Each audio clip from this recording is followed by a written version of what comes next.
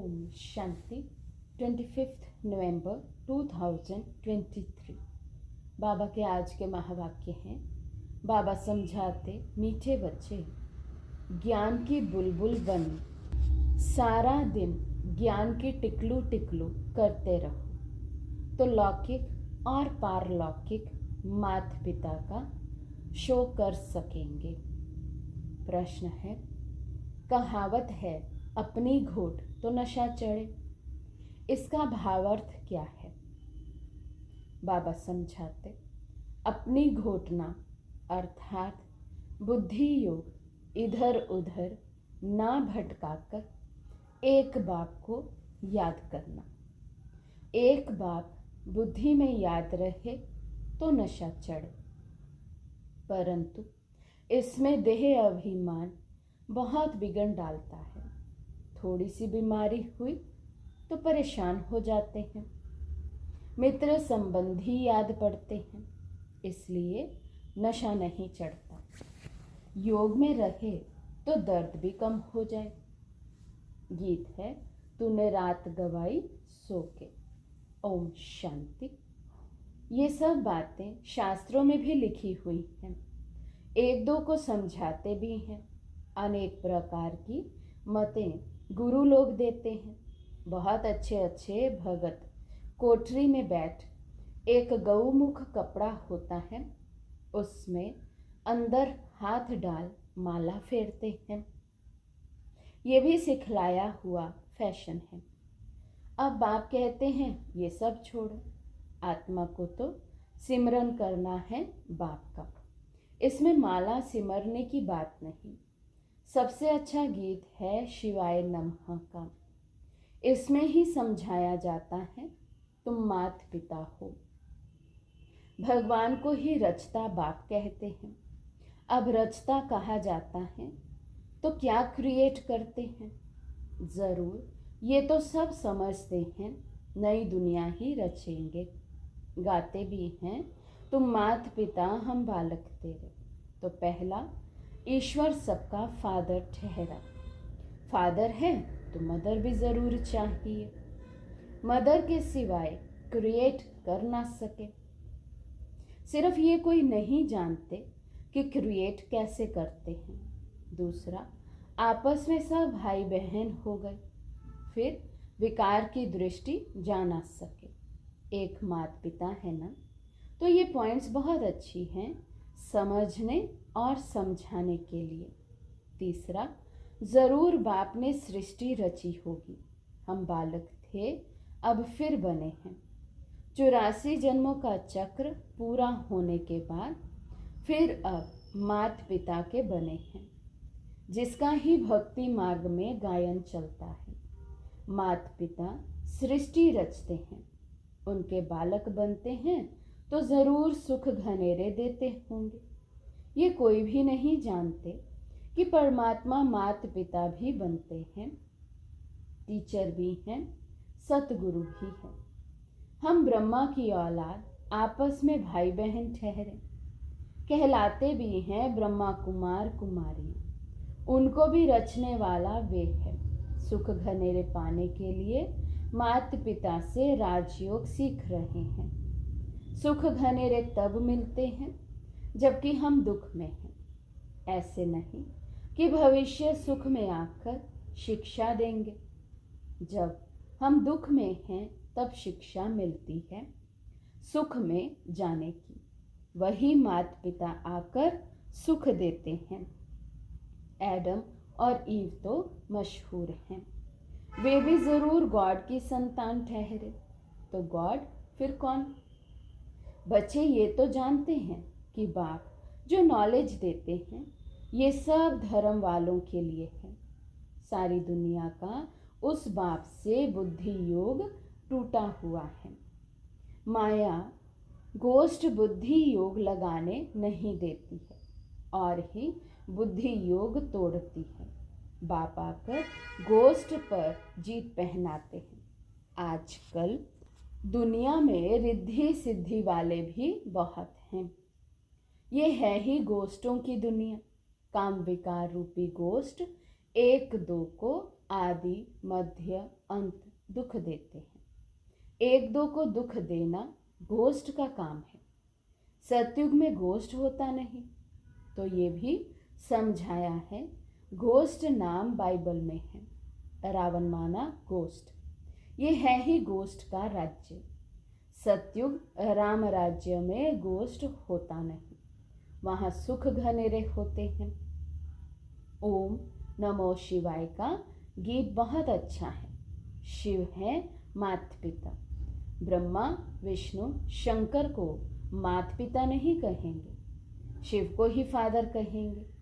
Adam ewe अर्थात ब्रह्मा सरस्वती यहाँ हुए हैं। वहाँ क्रिश्चियन लोग गॉड फादर से प्रार्थना करते हैं। ये भारत तो माता पिता का गांव है, उनका जन्म ही यहाँ है। तो समझाना है, तुम माता पिता गाते हो तो आपस में भाई बहन ठहरे ना। प्रजापिता ब्रह्मा द्वारा रचना रचते हैं, वे तो एडॉप्ट करते हैं। सरस्वती भी एडॉप्टेड हुई है। प्रजापिता ब्रह्मा ने एडॉप्ट किया है, तब तो इतने ब्रह्मा कुमार कुमारियां बने हैं। शिव बाबा एडॉप्ट कराते जाते हैं। नई सृष्टि ब्रह्मा द्वारा ही रची जाती है। समझाने की बहुत युक्तियां हैं, परंतु पूरा समझाते नहीं हैं। बाबा ने बहुत बार समझाया है, ये शिवाय नमः का गीत जहाँ तहाँ बजाओ। हम माता पिता के बालक कैसे हैं, वे बैठ समझाते हैं। ब्रह्मा द्वारा नई सृष्टि स्थापन की हुई है। अब कलयुग का अंत है, फिर से सतयुग स्थापन कर रहे हैं। बुद्धि में धारणा करनी है। नॉलेज बड़ी सहज है। माया के तूफान ज्ञान योग में ठहरने नहीं देते हैं। बुद्धि चक्रित हो जाती है। हमेशा समझाना चाहिए, भगवान रचता तो सबका एक है। फादर तो सब कहेंगे ना, वे निराकार तो जन्म मरण रहित हैं। ब्रह्मा विष्णु शंकर को सूक्ष्म चोला है। मनुष्य 84 जन्म यहाँ ही लेते हैं, सूक्ष्म वतन में तो नहीं लेते। तुम जानते हो, हम माता पिता के बालक हैं, हम हैं नए बच्चे। बाप ने अडॉप्ट किया है। जब प्रजापिता ब्रह्मा है तो कितनी प्रजा होगी, जरूर अडॉप्ट किया होगा। ब्रह्मा को भुजाएं बहुत दिखाते हैं, अर्थ तो कुछ भी समझते नहीं। जो भी चित्र निकले हैं अथवा शास्त्र निकले हैं, ये सब ड्रामा के ऊपर आधार रखना पड़ता है। ब्रह्मा का दिन था, फिर भक्ति मार्ग शुरू हुआ है, वे चला आ रहा है। ये राजयोग बाप ही आकर सिखलाते हैं। ये स्मृति में रहना चाहिए। कहते हैं ना, अपनी घोड़ तो नशा रहे, परंतु बुद्धि योग बाप के साथ चाहिए। यहाँ तो बहुतों का बुद्धि योग भटकता रहता है, पुरानी दुनिया के मित्र संबंधी आदि के तरफ या देह अभिमान में फंसे रहते हैं। थोड़ी बीमारी होती है, परेशान हो जाते हैं। अरे योग में रहेंगे तो दर्द आदि भी कम होगा। योग नहीं तो बीमारी आदि कैसे छूटे। ख्याल करना चाहिए। माता पिता जो नंबर 1 पावन बनते हैं, वही फिर सबसे जास्ती नीचे उतरते हैं। उनको तो बहुत भोगनी पड़े, परंतु योग में रहने के कारण बीमारी हटती जाती है। नहीं तो इनको सबसे जास्ती भोगना चाहिए, परंतु योग बल से दुख दूर होते हैं और बहुत खुशी में रहते हैं। बाबा से हम स्वर्ग के सुख घनेरे लेते हैं। बहुत बच्चे अपने को आत्मा समझते नहीं, सारा दिन देह का ही ध्यान है। बाबा आकर ज्ञान की टिकलू टिकलू सिखलाते हैं, तो तुम्हें ज्ञान की बुलबुल बनना है। बाहर में बहुत अच्छी छोटी छोटी बच्चियां हैं, ज्ञान की टिकलू टिकलू करती हैं। भीष्म पितामह आदि को भी कुमारियों के द्वारा ज्ञान दिया है। छोटे छोटे बच्चों को खड़ा करना है। छोटे बच्चे लौकिक पारलौकिक माता पिता का शो करते हैं। लोक परलोक सुहेला होता है तो लौकिक माता पिता को भी उठाना पड़े, ये भी तुम देखेंगे। छोटी छोटी बच्चियां माँ बाप को उठाएंगी। कुमारी का मान होता है, कुमारी को सब नमन करते हैं। शिव शक्ति सेना में सब कुमारियां हैं। भल माताएं हैं परंतु वे भी कहलाती तो कुमारी है ना। कुमारियां बड़ी अच्छी अच्छी निकलेंगी, छोटी छोटी बच्चियां ही बड़ा शो करेंगी। कोई कोई छोटी बच्चियां बड़ी अच्छी हैं परंतु कोई कोई में मोह भी बहुत है। ये मोह बड़ा खराब है, ये भी एक भूत है, बाप से बेमुख कर देता है। गोष्ठ माया का धंधा ही है परम पिता परमात्मा से बेमुख करना। ये ओम नमो शिवाय वाला गीत सबसे अच्छा है। इनसे ही अक्षर मिलते हैं तुम माता पिता। अक्सर करके राधे कृष्ण के मंदिर में जोड़ा ही दिखाते हैं। गीता में श्री कृष्ण के साथ राधे का नाम है ही नहीं। श्री कृष्ण की महिमा अलग है, सर्वगुण संपन्न, 16 कला संपूर्ण। शिव की महिमा अलग है। शिव की आरती पर कितनी महिमा गाते हैं, अर्थ कुछ भी नहीं समझते। पूजा करते करते थक गए हैं। तुम जानते हो मम्मा बाबा और हम ब्राह्मण सबसे जास्ती पुजारी बने हैं। अभी फिर आकर ब्राह्मण बने हैं, उनमें भी नंबरवार है। कर्म भोग भी होता है, उनको तो योग से मिटाना है, देह अभिमान को तोड़ना है। बाप को याद कर बहुत खुशी में रहना है। माता पिता से हमको बहुत सुख घनेरे मिलते हैं। ये ब्रह्मा कहेंगे ना, बाबा से हमें वर्षा मिलता है। बाबा ने हमारा रथ लोन लिया है, अब बाबा तो इस रथ की खातिरी करेंगे। पहले तो समझता था मैं आत्मा इस रथ को सिखलाता हूँ, ये भी रथ है ना। अब कहेंगे इनको वही खिलाने वाला है। इस रथ की संभाल करनी है। घोड़े पर साहिब लोग चढ़ते हैं तो घोड़े को हाथ से खिलाएंगे, कभी पीठ पर हाथ फेरेंगे, बहुत खातिरी करते हैं क्योंकि उन पर सवारी करते हैं। बाबा इस पर सवारी करते हैं तो क्या बाबा खातिरी नहीं करते होंगे? बाबा जब स्नान करते हैं तो समझते हैं हम भी स्नान करते हैं। बाबा को भी कराना है क्योंकि उसने भी इस रथ का लोन लिया है। शिव बाबा कहते मैं भी तुम्हारे शरीर को स्नान कराता हूँ, खिलाता हूँ। मैं नहीं खाता हूँ, शरीर को खिलाता हूँ। बाबा खिलाते हैं, खाते नहीं हैं। ये सब किस्म किस्म के ख्यालात चलते हैं। स्नान के समय, घूमने के समय, ये तो अनुभव की बात है ना। बाबा खुद ही कहते हैं बहुत जन्मों के अंत के जन्म में प्रवेश करता हूँ। ये अपने जन्मों को नहीं जानते हैं, मैं जानता हूँ। तुम कहते हो बाबा फिर हमको ज्ञान दे रहे हैं, वर्षा लेना है स्वर्ग का। सतयुग में तो राजा प्रजा आदि सब है, पुरुषार्थ करना है बाप से पूरा वर्षा लेने का। अब नहीं लेंगे तो कल्प कल्प मिस करते रहेंगे, इतना ऊंच पद पा नहीं सकेंगे। जन्म जन्मांतर की बाजी है तो कितना श्रीमत पर चलना चाहिए। कल्प कल्प निमित्त बनेंगे, कल्प कल्प वर्षा लेते आए हैं। कल्प कल्प के लिए ये पढ़ाई है, इसमें बहुत ध्यान देना पड़ता है। 7 रोज लक्ष्य लेकर फिर मुरली तो घर में भी पढ़ सकते हैं, बिल्कुल सहज कर देते हैं। ड्रामा तो बुद्धि में रहना चाहिए ना। इसको वर्ल्ड यूनिवर्सिटी कहा जाता है। तो कहाँ भी अमेरिका आदि तरफ चले जाओ, बाप से वर्षा ले सकते हो। सिर्फ 1 हफ्ता धारणा करके जाओ। भगवान के बच्चे हैं तो भाई बहन ठहरे ना। प्रजापिता ब्रह्मा है तो उनके सब बच्चे आपस में भाई बहन ठहरे। जरूर गृहस्थ व्यवहार में रहते आपस में भाई बहन होकर रहेंगे तो पवित्र हो रह सकेंगे। बहुत सहज है। अच्छा, मीठे मीठे सिकिलदे बच्चों प्रति माता पिता बाप दादा का याद प्यार और गुड मॉर्निंग। रूहानी बाप के रूहानी बच्चों को नमस्ते।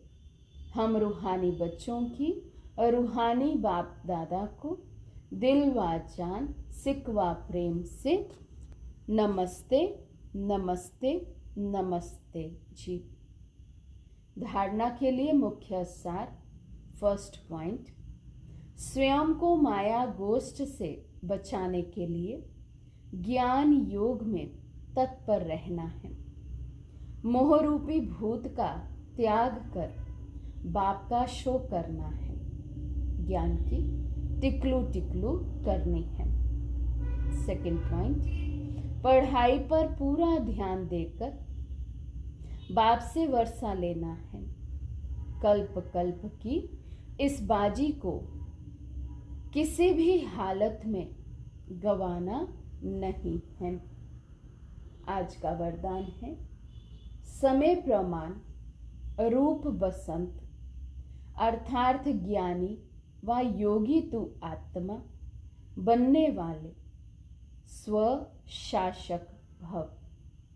समय प्रमाण रूप बसंत अर्थार्थ ज्ञानी व योगी तू आत्मा बनने वाले स्व शासक भव। जो स्व शासक है वे जिस समय चाहे रूप बन जाएं और जिस समय चाहे बसंत बन जाएं।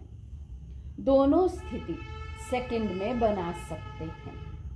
ऐसे नहीं कि बनने चाहें रूप और याद आती रहे ज्ञान की बातें। सेकंड से भी कम टाइम में फुल स्टॉप लग जाए। पावरफुल ब्रेक का काम है, जहां लगाओ वहां लगे। इसके लिए प्रैक्टिस करो कि जिस समय जिस विधि से जहां मन बुद्धि को लगाना चाहे वहां लग जाए। ऐसी कंट्रोलिंग व रूलिंग पावर हो। स्लोगन है, शांति दूत वे हैं जो तूफान मचाने वालों को भी शांति का तोहफा दे। शांति दूत वे हैं जो तूफान मचाने वालों को भी शांति का तोहफा दे। मातेश्वरी जी के मधुर महावाक्य सार है, मनुष्य आत्माओं की परमात्मा से मांगनी और प्राप्ति। मम्मा समझाते, तुम मात पिता हम बालक तेरे, तुमरी कृपा से सुख घनेरे। अब ये महिमा किसके लिए गाई हुई है?